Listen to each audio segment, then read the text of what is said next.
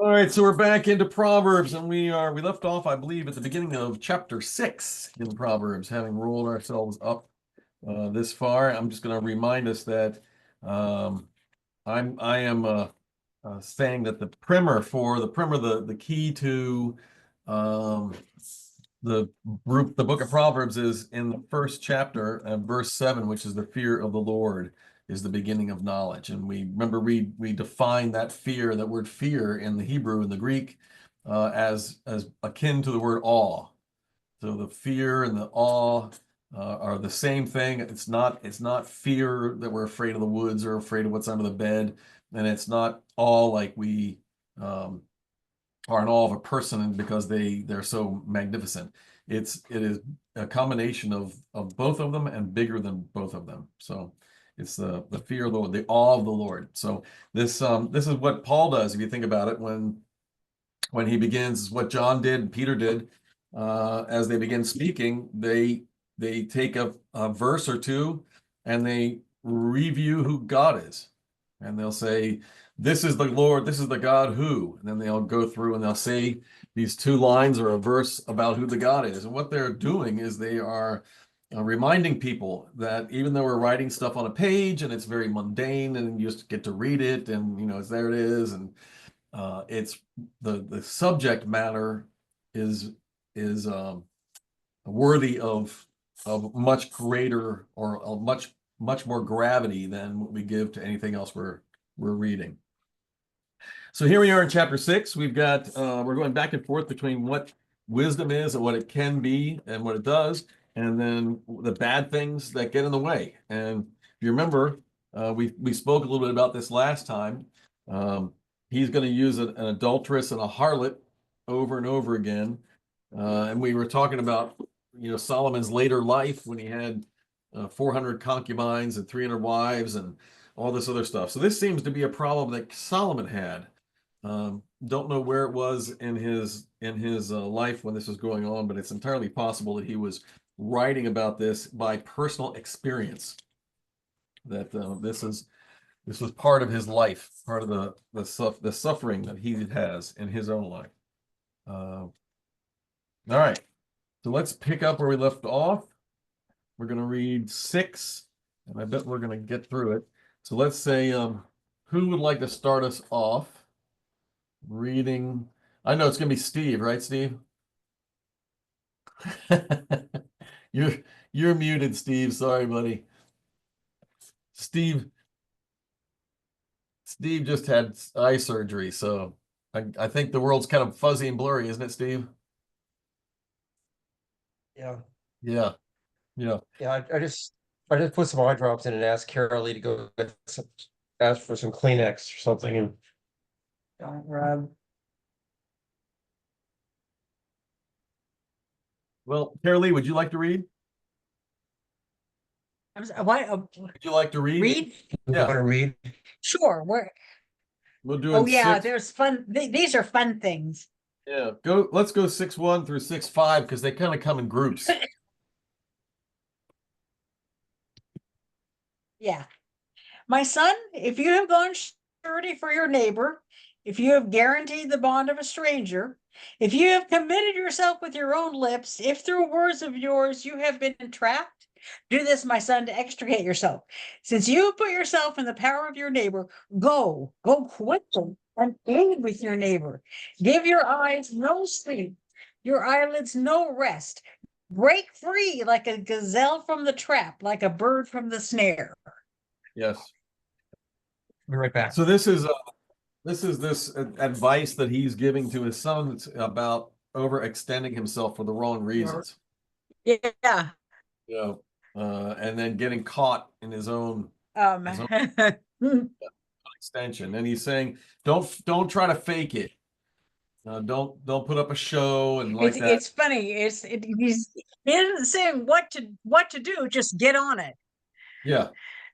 Yeah. Well, a lot of times you have the response to that kind of thing is to double down on it and try to cover it over. And he's saying, no, be humble. Go tell him you can't do it. Go tell him you made a mistake. Go tell him you're overextended. just be honest with them and get out of it, because it's just the alternative is bad. It's just bad. So I like that where he says, do this. What is it in the third verse? Then do this, my son, to free yourself. And then it's the second half of 3. It's go and be humble. Go humble yourself. So how to save yourself from problems you've gotten into? Humble yourself. That's the way to do it. You know, Yeah, and say you're wrong when you're wrong and be humble about it and move on. All right, 6 through 11. Gail, would you like to read? Okay. Okay. Go to the ant, you sluggard, consider your ways and be wise, which, having no captain, overseer, or ruler, provides her supplies in the summer and gathers her food in the harvest. How long will you slumber, O sluggard? When will you rise from your sleep? A little sleep, a little slumber, a little folding of the hands to sleep. So shall your poverty come on you like a robber, and your need like an armed man. Yes. Yeah, so verse 6, this thing between the ant and the sluggard. He's going to use that word.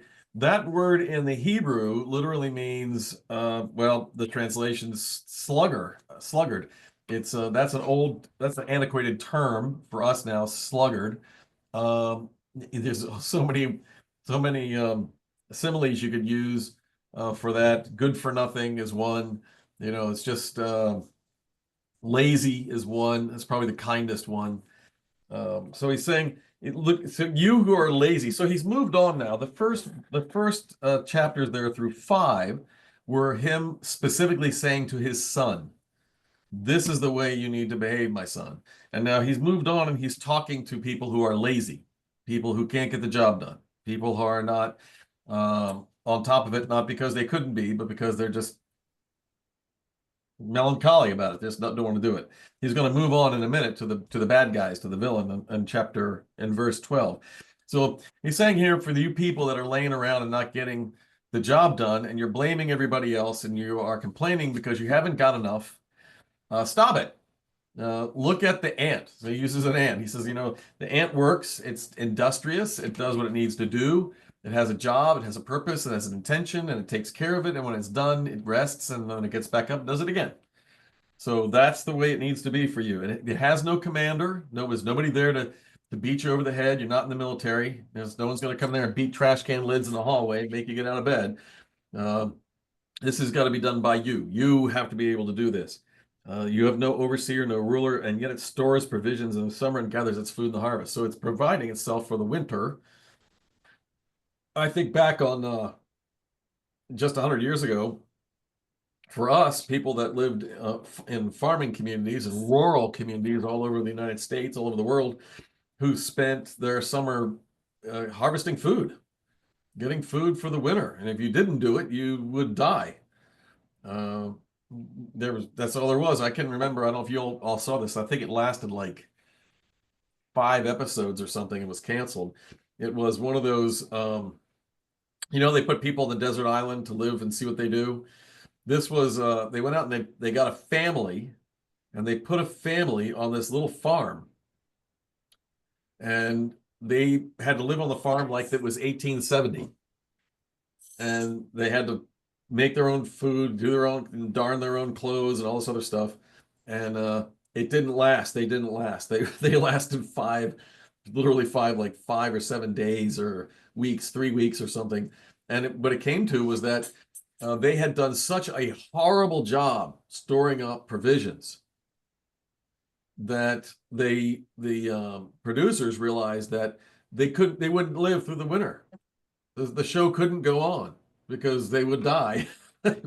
They couldn't do it. So they had to cancel the show and then they couldn't find anybody else who would take it on. It was, just a level of work, the amount of industry to get provisions and store them and pickle things and make sure that it's the meat's salted and everything else. Huge. It's a lifetime job just to store up provisions for the winter when you can't get food. So this image here of the ant that's doing exactly that is doing it for the reason that it wants to continue to live. So he's saying to the people that are lazy and can't get the job done, think about what you're doing and do it. Don't sit back, don't lay down, don't cuddle into bed and wake up and look out the window and lie in there and stare at the world and think, oh, this is nice in my bed. You've got to get up and get the job done. So, moving into the third group, it's going to be the bad guys. So it's between Carolee. It's just bounced back and forth between Carolee and Gail. Carolee, you want to read the next one? That's 12 through 12 to 16. Yes, but a scoundrel, a vicious man. He goes with a leer on his lips, winking his eyes, shuffling his foot, beckoning with his finger. Deceit in his heart, always scheming evil, he sows dissension. Disaster will overtake him sharply for this. Suddenly, irretrievably, his fall will come. Yes. So this is just this isn't obviously we've taken Solomon's taken a diversion because he's not talking to the villain like he was talking to his son and then talking to the lazy guy. This is not a talking to the villain to stop. This is a commentary about the villain. So here is Solomon's holding up the villain in the same way he held up the adulteress and the harlot. He's saying, this is what kind of person this is. And being this kind of person, this is what kind of end they're going to receive. So first, what was that opening line there, Carolee? What was the beginning of the first verse of that? Which part now? The Disaster will overtake him sharply for this? No, the the very first first line. line. Oh, the first line. A scoundrel, 12. a vicious man. Okay, there He you are. goes with the leer on his lips, I've got winking his eye, shuffling his foot, and beckoning with his finger. I've got like a vicious man. I've got scoundrel and villain in mind.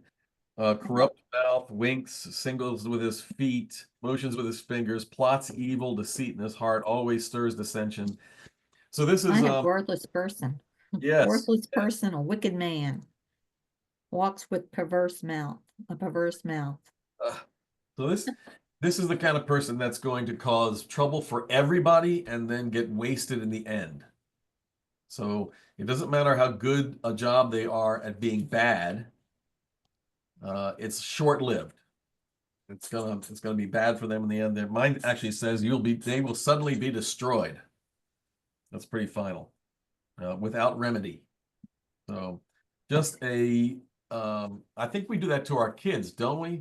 When we're teaching, when we hold up imagery of something that we don't want them to be and tell them why that's a bad thing to be or a bad thing to do. If you do that, then this might happen. If you do this, then you'll be able to do that. So this is just a pretty common method that Solomon is using here, holding this person up to his son, saying, look at these people. Do you want to be like that? You don't want to be like that. All right, then on to 16 through 19. Gail? These 6 things the Lord hates. Yes, 7 are an abomination to him.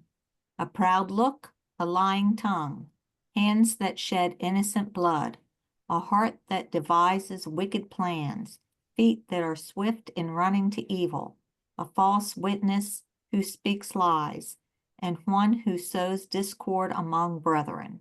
All right. So that little beginning can be confusing depending on your translation. Mine says, there are 6 things the Lord hates, 7 that are detestable to him. So if we read that more along the line of a contemporary English reading, I think we'd hear this. There are 6 things the Lord hates, and there's a group of 6 things over here, and 7 things that are detestable, 7 more things over here. But of course, that's not what it is. This is a literary style that was popular back in This is a form that they do over and over. Yeah. There are 6 things, no 7. There are 3 creatures, no 4. There are 5, 5 wins, no 6. What- It's a rhetorical, But what he's doing and it's fun to see it come for all kinds of different things if you look at it, and different numbers. he labels 6 things, and the 7th one is the summation of the 6th. And the Well, 7th one includes all of them. So he says there are 6 things the Lord hates. These are what they are. And the 7th thing is what holds these things together. And the thing that holds these things together is a man who stirs up dissension among brothers. Or Well, a he man says there's 2 places where he says lying tongue and then one who speaks lies. Is that the same thing or is that something different? A proud look, a lying tongue. Yeah, it's 2 different ones. So the second one, a lying tongue, right? So that is, he's just making up stories about everything. Just making up stuff, self-grandizement or putting down people, false, doing things.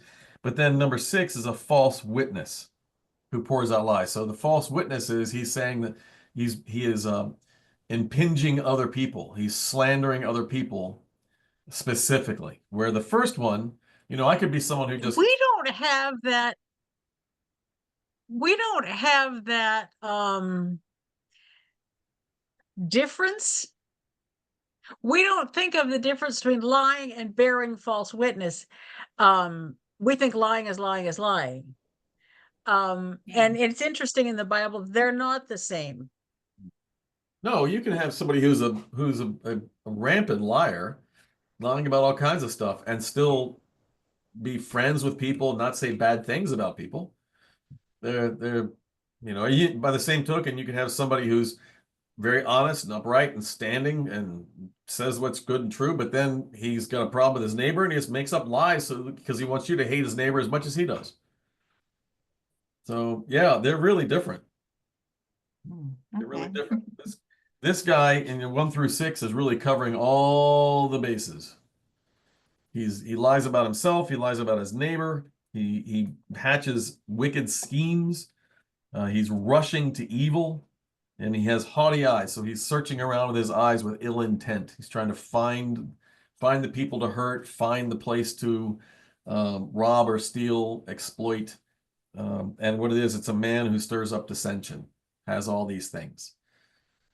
So easier to identify for the son now, right?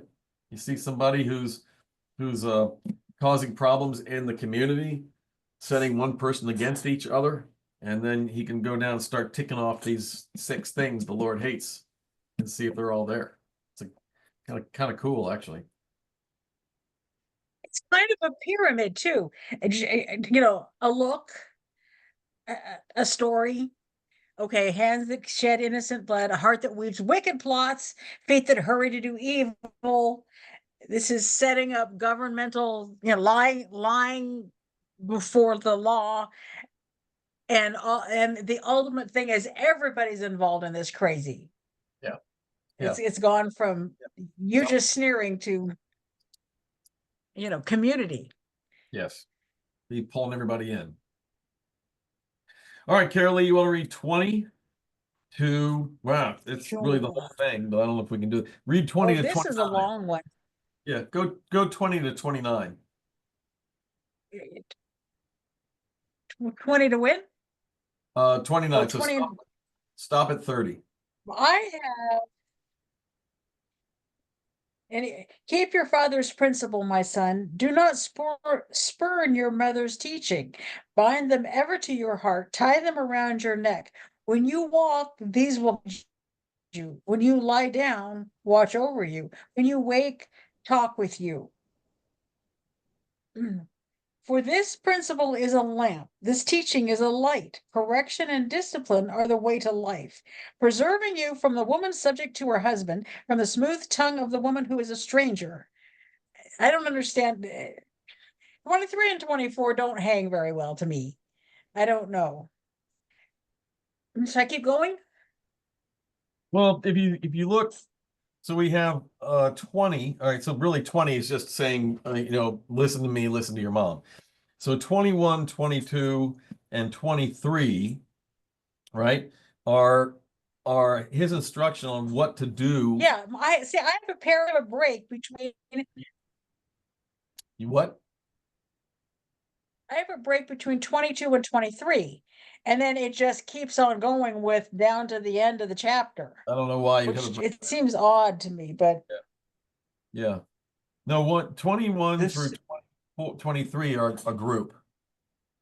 And then 24. This seems like a sort of an amalgamation of the Ten Commandments, but not all of them, but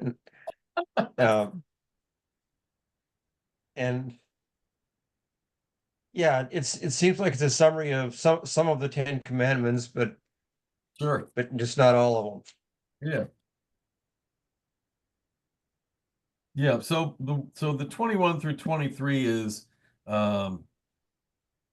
what you should do with wisdom, what you should do with what we're telling you, because they'll walk with you, they'll guide you, they'll protect you, they'll keep you when you're sleeping, they'll keep you when you're awake.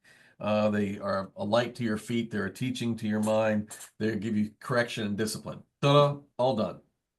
And then he says, and this is what this will, and then starts out with 24. This will keep you from the immoral woman, from the smooth tongue of the wayward wife. Do not lust. And then he goes on from there. Now, so he says, this will keep you from these people. If you follow this, you will not fall into their trap. And then he stops those two, that one verse 24, and starts again in 25 saying, now, don't do this. So the wisdom is what you keep, will guide you. It'll keep you away from these people that are bad. And now don't do this thing right here. So that's 25. In mine, it's 25. Do not lust in your heart for beauty.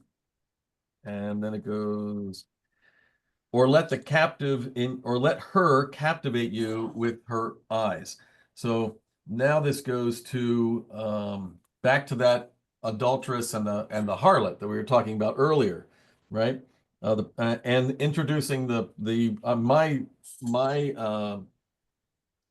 translation's got the word prostitute, and he's going to come up and tell a story about a prostitute in a little bit.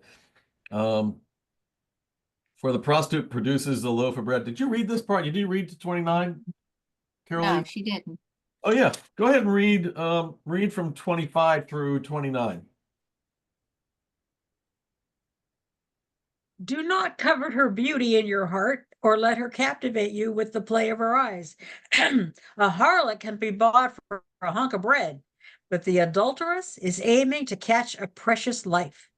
Can a man hug fire to his breast without setting his coals alight? Can a man walk on red hot coals without burning his feet? So it is with the man who consorts with his neighbor's wife. No one who touches her will go unpunished. Yeah. So he gets really graphic with this. I mean, over and over again, it really seems to me like this was a big problem in his era. Or again, what we were saying, this is a big problem for him. So he's really speaking from experience of his own, the way he feels or the way that I he's. read somewhere, some Jewish something, and they said, yeah, Solomon was a wise man, but he lost it all over women. Mhm. And I thought, Yeah. that's true.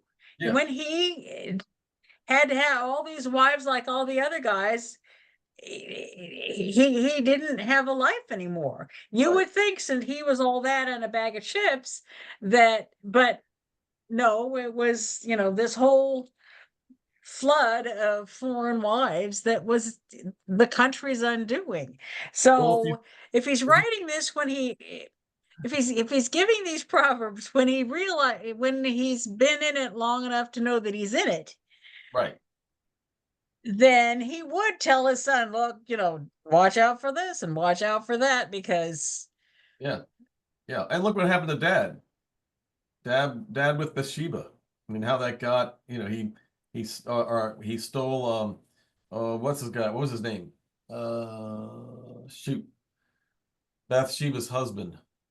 Absalom? No. Oh. No, Bathsheba. Bathsheba was Solomon's mother. Yes. David and Bathsheba is Solomon's mother. Right. And Solomon was Um, bathing on the roof.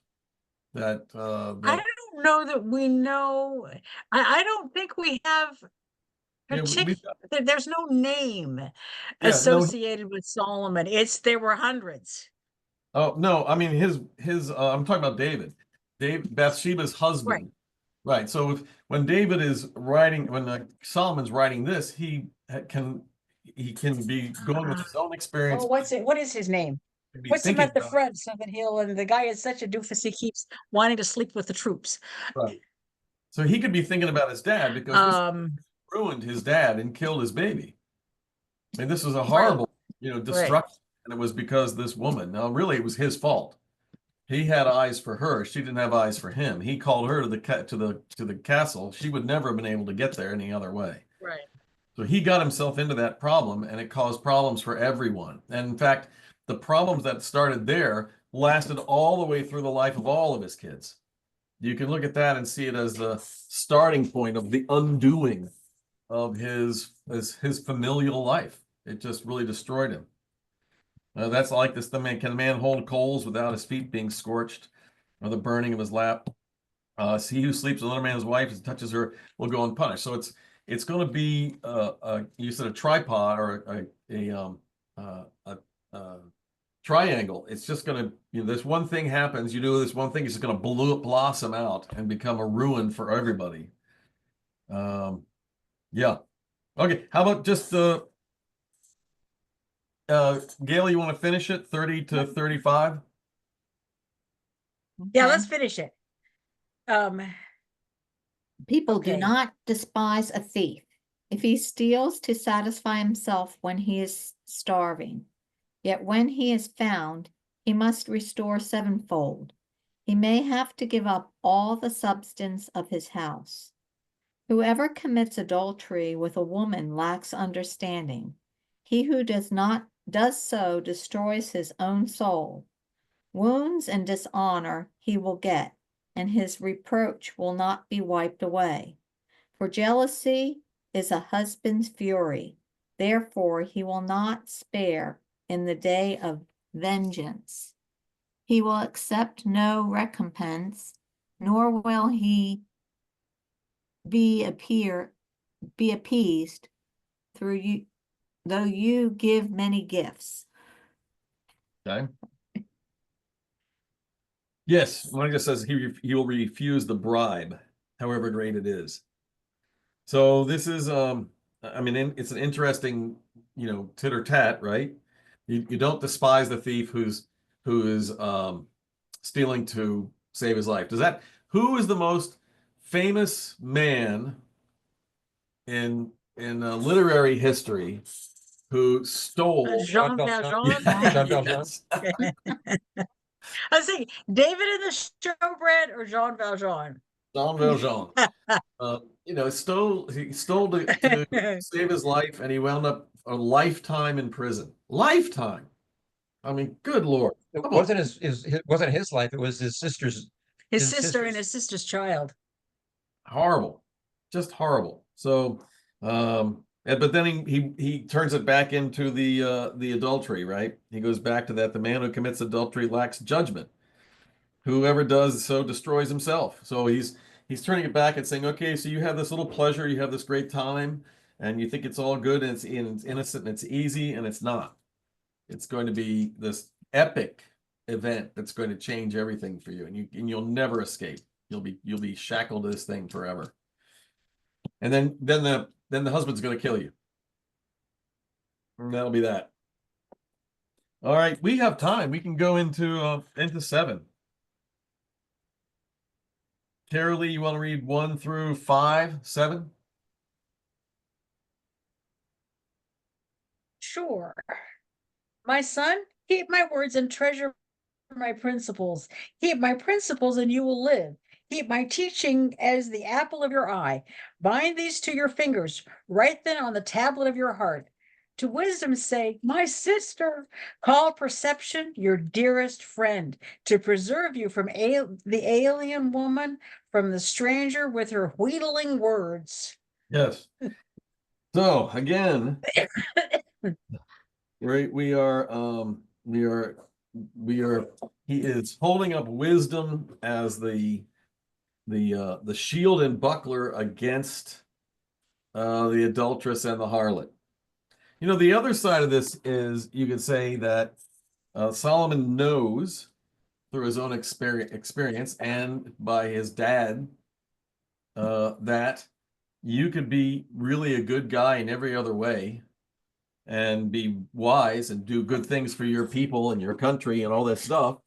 But if men are susceptible to beautiful women. Ta-da! That who doesn't know that? That's just known. That's just the known thing. That's why we have women all over billboards and in magazines and all over the place, and why movie stars get dressed the way they do, and why young women get dressed the way they do and walk around outside. You know, the argument saying, "Oh yes, well we can do that because it's just us." But when a woman really dresses provocatively and goes walking downtown, there's a good reason for it. She's going to get a lot of attention. So she wants attention. That's the way to do it. It's guaranteed. It's 100%. Because the guys can't help it. That's just it.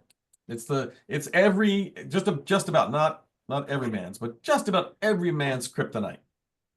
Just the way it is. Well, I mean, you see, I see these teenage girls, and it's like, oh my. Yeah. And there's the really cute, skinny, pretty ones, and then there are the ones who should have picked a different characteristic to work on. And they're all silly. And I don't know what, well, and it's funny, my dad told me when I was in middle school that your looks aren't your best asset. You should work on something else. And people have been scandalized by that, but no, I got it. I wasn't the pretty girl. I wasn't any of those things. What I was the smartest kid in the class. So, I went back to reading Victor Hugo in 6th grade. There you go. So, Because that was Well, yeah. but All right. Well, let's see. 24. Gail, can you read 6 through 9? okay.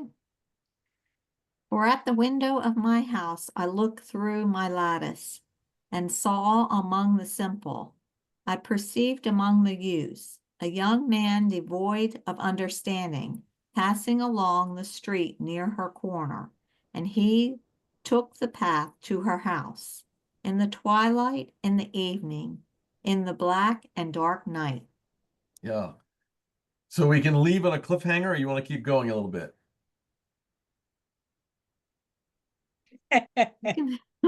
what time is it? It's 25 after. Oh, keep going. All I mean, right. there's the story plays out. There's not really much intellectual content. Yeah. All right. If we're going to read the whole story, Okay. then But we have look, to go down look, to, the woman comes to meet him, dressed like a harlot, wrapped in a veil. She is loud and brazen. Her feet cannot rest at home. Now in the street, now in the square. She is on the lookout at every corner. She catches hold of him. She kisses him. The bold-faced creature says to him, I had to offer sacrifices. I discharged my vows today. That is why I came out to meet you, to look for you. And now I have found you. I have made my bed gay with quilts, spread the best Egyptian sheets. Hey, there was a thing back then. I have sprinkled my bed with myrrh, with aloes, and with cinnamon. Come, let us drink deep of love until the morning and abandon ourselves to delight. For my husband is not at home. He has gone on a very long journey, taking his money bags with him. He will not be back until the moon is full. With her persistent coaxing, she entices him, draws him on with her seductive patter. Bemused, he follows her like an ox being led to the slaughter, like a stag caught in a noose, till he is pierced to the liver by an arrow, like a bird darting into a snare, not knowing its life is at stake. And now, my son, listen to me. Pay attention to the words I have to say. Do not let your heart stray into her ways or wander into her paths. She has done so many to death, and the strongest have all been her victims. Her house is the way to Sheol, the descent to the courts of death. all right. How's that for a?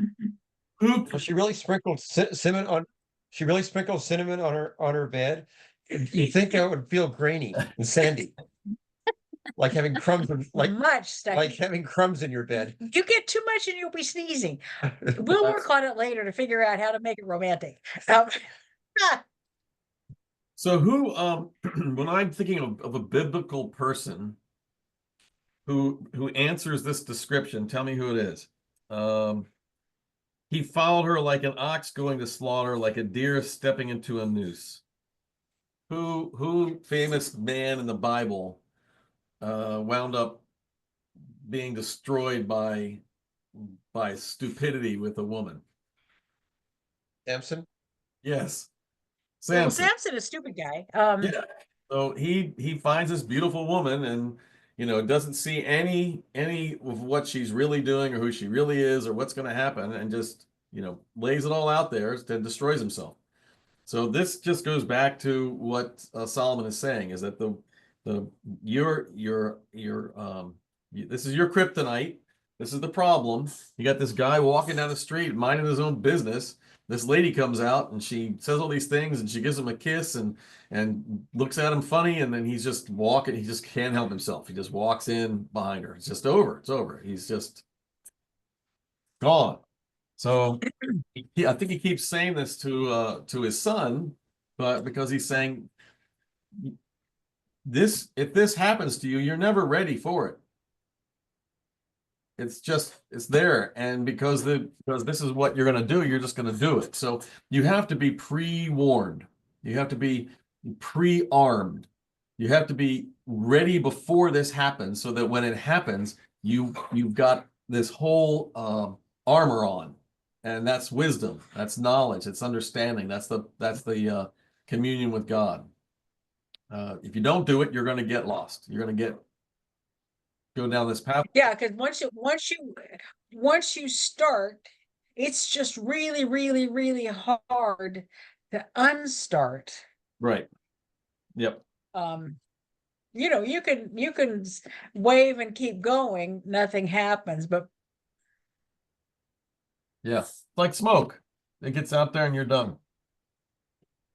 All right, that was a beautiful end. We're at 8:29, and we have gone straight through 6 and 7, and we are now at chapter 8.